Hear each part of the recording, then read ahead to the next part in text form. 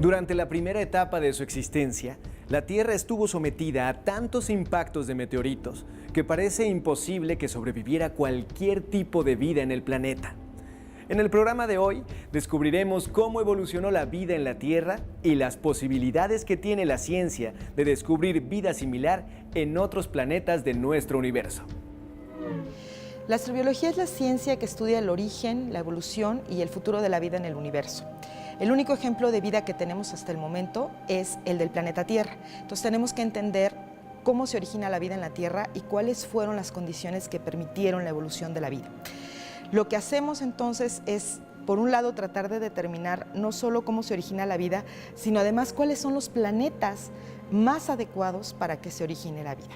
A partir de esas condiciones, entonces nosotros podemos elegir otros sitios para la búsqueda de vida, tanto en el sistema solar como fuera del sistema solar, es decir, en planetas alrededor de otras estrellas.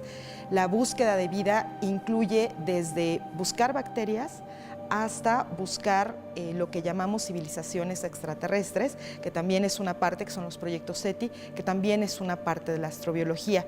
Además de eso, incluye entender la vida en la Tierra, entender cómo se forman los planetas, cómo se forman los sistemas planetarios en general, si nuestro sistema planetario es extraño o es común con respecto a otros. Entonces, la astrobiología lo que hace es tomar de todas las ciencias de la astronomía, de la física, de la química, de la biología, incluso matemáticas, ciencias sociales, para poder comprender todos estos aspectos y enfocarlos a entender la vida en el universo.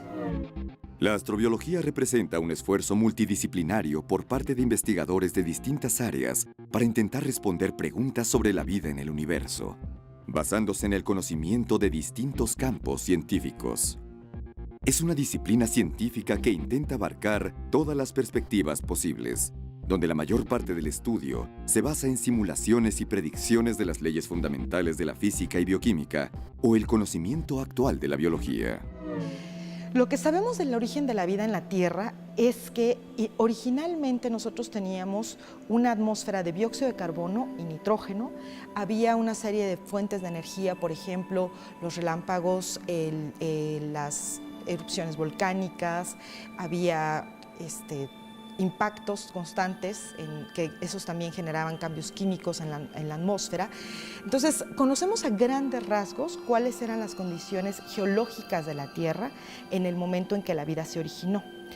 Los detalles acerca de cómo se organiza la materia, en principio sabemos cómo del dióxido de carbono, del hidrógeno, del metano podemos hacer compuestos que son importantes para el origen de la vida, son los primeros bloques, digamos, para los seres vivos.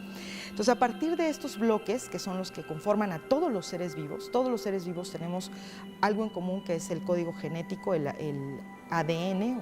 Entonces, este ácido desoxirribonucleico lo que nos indica es que todos tenemos un origen común.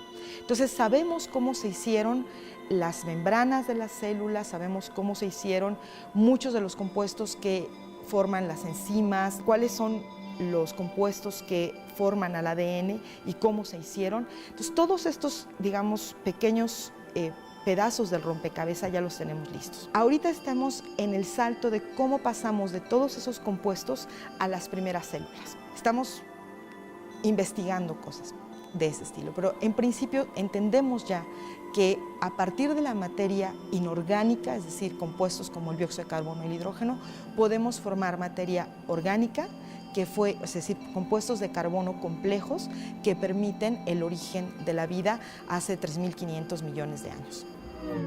Diferentes instituciones científicas y educativas en todo el mundo se dedican a la búsqueda de otros planetas. Hoy en día se conocen más de 1.800 exoplanetas. Sin embargo, ninguno de ellos es como la Tierra. Cuando se degradó a Plutón como no planeta, sino planeta enano, en aquel entonces pues, se le degradó en parte porque tiene una órbita extraña que es el resultado de su masa pequeña y que por lo tanto su órbita puede ser modificada por impactos. Pues resulta que en la teoría actual de este material que emiten en infrarrojo, dice que este material proviene de impactos de planetesimales, justamente cosas como Plutón, que en el impacto, aparte de modificar la órbita de un planeta, llenan de un polvillo de silicatos y de partículas de carbono el sistema interplanetario. Y esto, por su temperatura, emite preferiblemente en infrarrojo y en milímetros. Es lo que detectamos con el gran telescopio milimétrico, entre otras cosas. Es material muy frío, con temperaturas del orden de menos 220 grados centígrados, por ejemplo. Y uno de los objetivos fundamentales de esos estudios es poder o ser capaces de poner en contexto nuestro sistema solar, en un contexto evolutivo, con respecto a otros sistemas, para confirmar si lo que entendemos de nuestro sistema solar es justamente la realidad y cómo se compara con los demás sistemas estelares. La parte de lo que hacemos los astrobiólogos es mucho más amplia porque incluye cuestiones de ciencia básica, en el sentido de que no necesariamente requiere la exploración del espacio, pero todo lo que hacemos va dirigido a entender la vida fuera de la Tierra. Entonces, en ese sentido está relacionada con el espacio, pero abarca muchísimo más, o sea, desde explorar cómo viven las bacterias en el fondo marino, en volcanes submarinos, hasta entender cómo evolucionó geológicamente Marte, ¿no? Porque hoy en día tiene una atmósfera muy pequeñita y antes pues sabemos que tenía agua líquida. Entonces, todo esto lo abarca la astrobiología, mientras que la física espacial está más dedicada a la exploración del espacio con fines directamente humanos. La interacción con el entorno y el intercambio de energía que un ser vivo realiza con el medio determina su evolución. Cuando los científicos hablamos de planetas como la Tierra, de que estamos buscando como planetas como la Tierra, en principio no estamos hablando de lugares con cielos azules y pastos verdes, ¿no? Que es lo primero que se imaginan las personas cuando salen en los medios así, encontramos un planeta como la Tierra. En realidad no tenemos la capacidad todavía de determinar si un planeta puede ser así. Lo que podemos observar en este momento es el radio del planeta, o sea, el tamaño, o la masa del planeta. Cuando los científicos decimos que encontramos un planeta como la Tierra, estamos hablando de un planeta que tiene una masa similar a la Tierra, puede ser un poco más grande, un poco más chica, pero alrededor del tamaño de la Tierra, o del radio de la Tierra. Entonces, eso es nuestro concepto de un planeta como la Tierra. En ese sentido, podría ser un planeta como Venus. Venus y la Tierra en masa y en tamaño son muy similares. Entonces, también podríamos decir, encontramos un planeta como Venus, pero por supuesto que eso no le emocionaría tanto a la gente. Venus, la Tierra, Marte, Mercurio, ¿sí? Los cuatro tienen algo en común, que son planetas que están hechos de roca con un núcleo de hierro. Entonces, este tipo de planetas es los planetas que estamos buscando para ser potencialmente habitables. La otra característica que tiene que tener un planeta, además de ser un planeta de roca, tiene que tener una atmósfera y estar a una distancia de su estrella que le permita tener agua líquida en la superficie.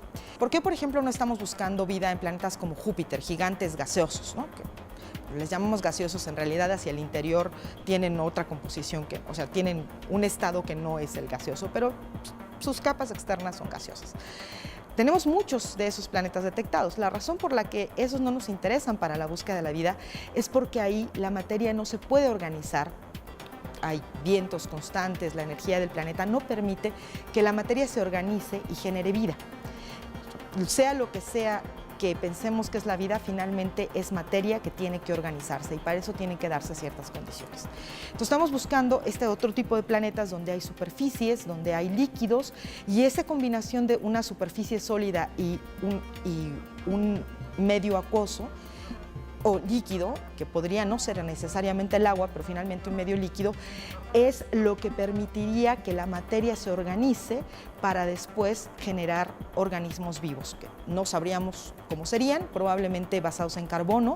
La razón por la que buscamos vida basada en el carbono es porque sabemos que en los lugares donde se forman planetas hay carbono y elegimos el agua porque el agua líquida pues va muy bien con la química del carbono y además porque el agua también es abundante en los lugares donde se forman los planetas. Entonces tenemos razones astronómicas, basadas en evidencia astronómica, para pensar en la vida basada en el agua líquida y en el carbono. No estoy hablando de seres con ojos, orejas, ¿no? Con cabezones o no estoy hablando de eso, estoy hablando de una química muy amplia, que es la química del carbono. Entonces, una vez que nosotros combinamos esos dos elementos que esperamos puedan estar en los planetas, porque pues están en los lugares donde se forman los planetas, ahora el agua tiene que estar líquida. El agua podría estar líquida, por ejemplo, en el subsuelo, eso podría suceder, o debajo de una capa de hielo, como sucede en Europa, la luna de Júpiter. Pero el problema es que si estamos hablando de un planeta que está alrededor de otra estrella, no podríamos determinar si ese planeta es habitable o no. El agua la requerimos en la superficie para que si se origina la vida domine la superficie y pueda cambiar el planeta de tal manera que nosotros podamos detectar ese cambio. Misiones específicamente diseñadas para la búsqueda de vida en otros planetas son, por ejemplo, las del programa Viking, Curiosity o las sondas Beagle 2, todas dirigidas a Marte. Soy fundador de un campo emergente en México y en el mundo, que es la astrobiología, que se dedica a estudiar el origen, evolución y destino de la vida en el universo. Bueno, esta misión intenta buscar si Marte fue, es o podría ser habitable para la vida o para los humanos. Actualmente estamos estudiando una región en el Ecuador marciano, donde encontramos evidencia de que hubo agua líquida. Estamos estudiando las condiciones para que los humanos en un futuro puedan llegar en visitas cortas o eventualmente haciendo una colonia de humanos. Y si no encontramos vida, se nos presenta la posibilidad de colonizar Marte en un futuro, y bueno, va a ser factible llevar vida terrícola y humanos para hacer un segundo hogar. Eso no quiere decir que estemos acabando con nuestro mundo, porque es el mejor hogar que tenemos, pero es un reto que tienen los humanos de siempre buscar nuevos nichos donde pudiera establecerse. Y la Luna va a ser un sitio y posteriormente Marte. Y yo pienso que sin duda uno de los descubrimientos que podríamos tener en el espacio más importante es encontrar otro origen de la vida. Sabemos cómo la vida pudo surgir en la Tierra, pero nos falta un segundo ejemplo de origen de la vida, y creo que eso lo podemos encontrar en Marte. Por eso nuestra vista está en ese planeta. La Tierra se formó hace 4.500 millones de años y se piensa que entonces el Sol producía un 30% menos calor que en la actualidad. La Tierra tenía una atmósfera de dióxido de carbono y nitrógeno. Hace más o menos unos 2.000 millones de años, la Tierra empieza a ser contaminada por oxígeno. Quienes hicieron esto fueron las cianobacterias, las bacterias que utilizaban la luz del sol, dióxido de carbono, agua, y a partir de eso hacían su comida, pero botaban oxígeno. El oxígeno es su desecho. Ese desecho empezó a contaminar la Tierra de una manera tan grave que muchas especies desaparecieron. Los biólogos le llaman el holocausto de oxígeno. ¿Por qué el holocausto de oxígeno? Bueno, porque resulta que pues, el oxígeno oxida la materia orgánica, y cuando uno está hecho de materia orgánica, lo último que quiere es algo que lo destruya.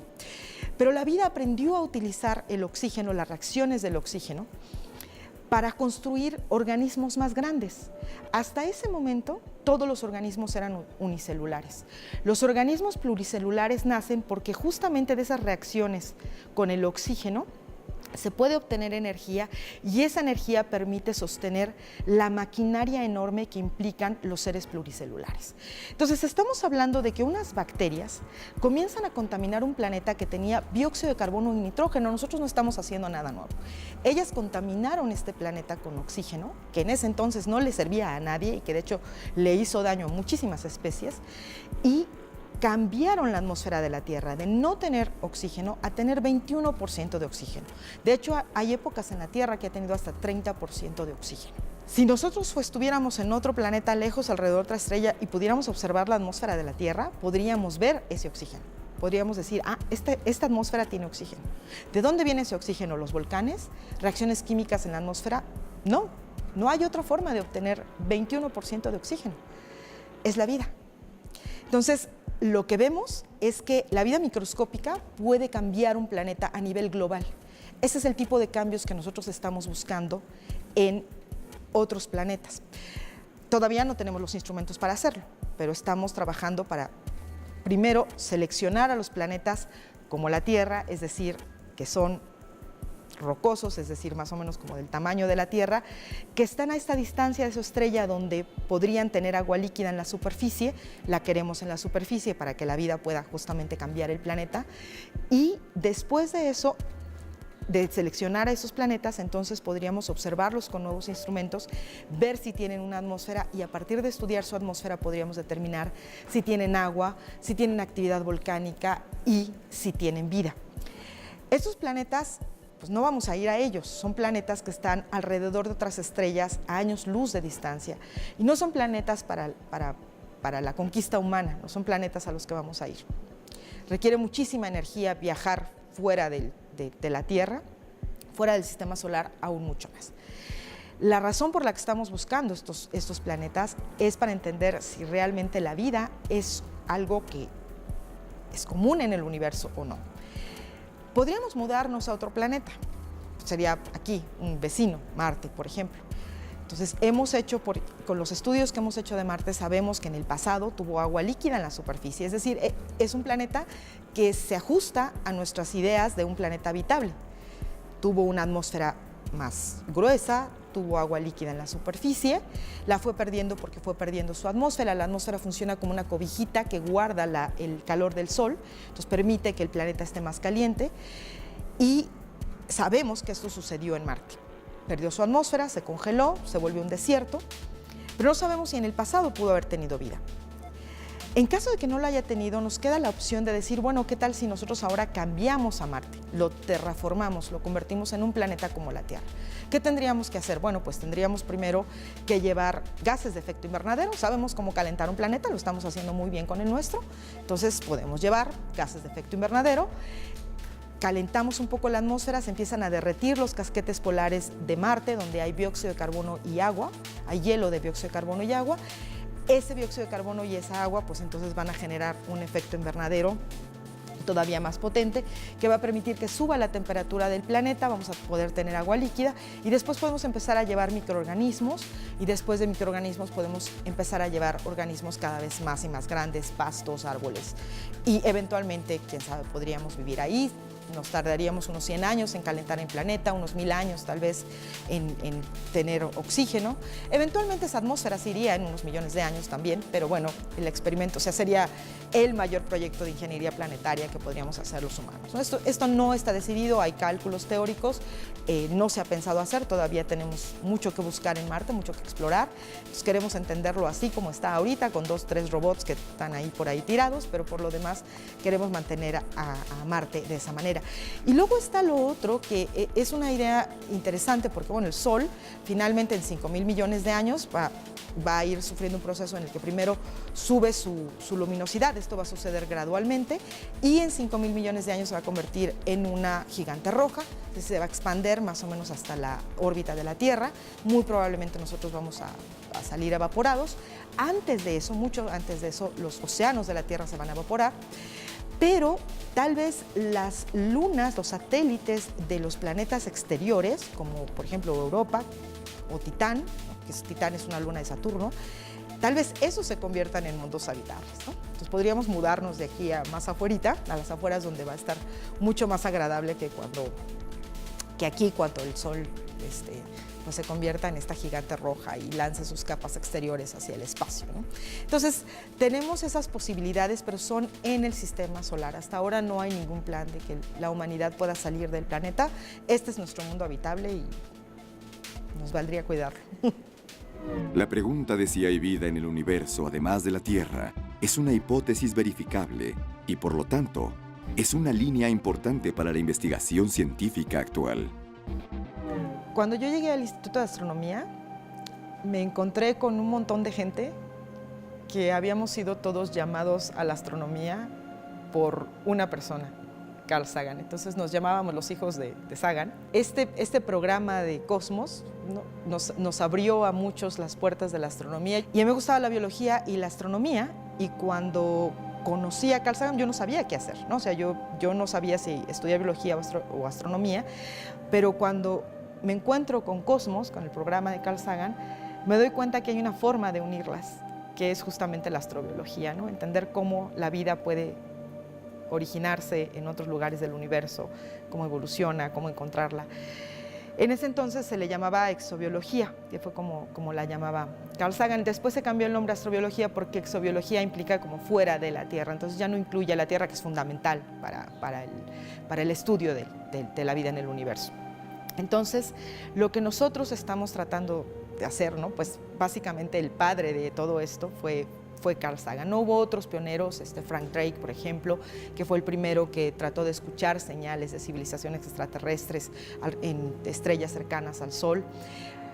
Y hay, bueno, toda una generación de científicos que pues, han fundamentado la astrobiología, pero el hecho de que Carl Sagan creara este programa pues, nos dio a toda una generación una base de inspiración, no solo para estudiar astrobiología, sino también para estudiar ciencia en general, astronomía en particular, algunos, ¿no? Galaxias, estrellas, etc. Entonces, pues Carl Sagan fue alguien muy importante para nuestra generación. El gran astrónomo y poeta del universo, Carl Sagan, decía que el cosmos es todo lo que es, todo lo que fue y todo lo que alguna vez será. Y el estudio del universo no es más que un viaje para autodescubrirnos. Carl Sagan fue un astrónomo, astrofísico, cosmólogo, escritor y divulgador científico estadounidense.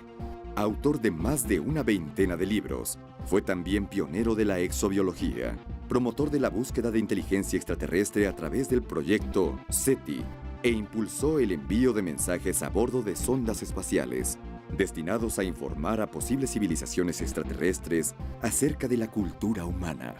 Mediante sus observaciones de la atmósfera de Venus, fue de los primeros científicos en estudiar el efecto invernadero a escala planetaria.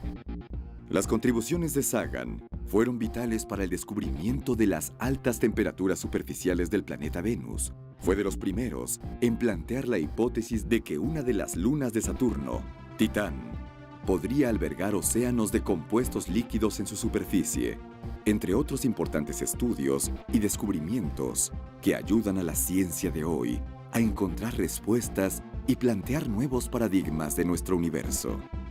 Sin embargo, Sagan es más conocido por sus investigaciones sobre la posibilidad de la vida extraterrestre. Fue un importante escritor de ciencia ficción y en 1978 fue galardonado con el Premio Pulitzer por su obra Los Dragones del Edén. Especulaciones sobre la evolución de la inteligencia humana. Si bien adquirió fama y popularidad por su obra Cosmos, que en 1980 fue convertida en serie televisiva y constituyó un éxito mundial. Y cuando pensamos en la vida fuera de la Tierra, pues nos imaginamos pues, las ideas que nos han vendido en la televisión, ¿no? O en el cine, ¿no? Seres que nos van a comer estilo Alien, ¿no? Así cositas todas dulces y tiernas como E.T., ¿no? Que era así con los ojotes y cabezota. O estos seres que quieren experimentar con nosotros, ¿no? Y que nos quieren hacer cosas y que... Entonces, tenemos esta imagen de los extraterrestres y cuando suelo dar mis conferencias decepciono un poco a la gente porque les digo, bueno, en realidad lo que estamos buscando en principio son seres unicelulares, ¿no? Son organismos fundamentales, básicos, y probablemente no los vamos a ver, o sea, no nos van a poder mandar una foto, entonces no vamos a tener idea de cómo son, ¿no? Vamos a saber que están transformando el planeta, que están haciendo cosas con su planeta, pero no vamos a poder saber cómo son, ¿no? El otro extremo es la búsqueda de civilizaciones extraterrestres, ¿no? Cuando pensamos en esto, pensamos como en la comunicación, ¿no? Pero, a ver, imagínense, por ejemplo, si nosotros mandamos un mensaje a la Luna, tarda 1 minuto. Si lo mandamos a Marte, pues ya tarda 20 minutos, ¿no? Entonces, imagínense ese chat con, ¿no? Así de hola, ¿no? 20 minutos después, hola, y así, ¿no? Si vamos a otra estrella, 20 años luz de aquí, pues son 20 años de viaje del mensajito, ¿no? Entonces, la cosa es que no es una comunicación propiamente cuando pasas 20 años sin hablar con alguien, ¿no? Para esperar su respuesta, es más bien mandar un mensaje o que alguien nos diga de allá, estamos aquí, ¿no? Y que nos mande una foto para saber cómo son, porque de otra manera no sabríamos cómo son, ¿no? En realidad ahí las posibilidades están abiertas, no tenemos idea de lo que vamos a encontrar. Estamos pensando en vida basada en el carbono, pero no tenemos idea de qué forma va a tomar esa vida. no la tenemos. Y en realidad tampoco queremos limitarnos, ¿no? O sea, no es algo que queramos decir, bueno, sí es que tienen que ser, tal vez tengan que tener los ojos enfrente, ¿no? Y ya hay que pensar que tienen ojos, ¿no? Bueno, podrían tener otras formas de sentir su ambiente y responder a él, ¿no? Que no necesariamente sean ojos. Entonces, hay una gama de posibilidades que probablemente no se nos han ocurrido, pero no vamos a saber cómo son en realidad hasta que literalmente nos manden una foto. Cuanto más complejas sean las moléculas que se encuentran en el universo, más posible es que se haya dado el salto hacia la vida. La búsqueda de otra vida fuera de la Tierra ha centrado el interés durante mucho tiempo. El interés por lo desconocido y quizás el miedo que ha dado envergadura a historias sobre seres extraterrestres 1000 veces contadas y crecidas. La existencia de vida extraterrestre, sin embargo, no puede verse limitada por la fijación en un estereotipo con cualidades humanas e incluso con frecuencias sobrehumanas. Porque una célula ya es vida. Esta realidad nos permite esperar encontrar vida en muchos sitios del cosmos. Más allá de nuestra galaxia, hay miles de estrellas con planetas girando a su alrededor que desconocemos. La Tierra es el único mundo conocido hasta ahora que alberga vida. No hay ningún otro lugar, al menos en el futuro próximo, al cual nuestra especie pudiera migrar. ¿Visitar? Sí. Colonizar, aún no. Nos guste o no, en este momento, la Tierra es donde tenemos que quedarnos. Carl Sagan. Los conocimientos que tenemos sobre el planeta Tierra y de los seres vivos que habitamos en él nos han traído muchas sorpresas. La vida no siempre aparece en la forma en que la conocemos.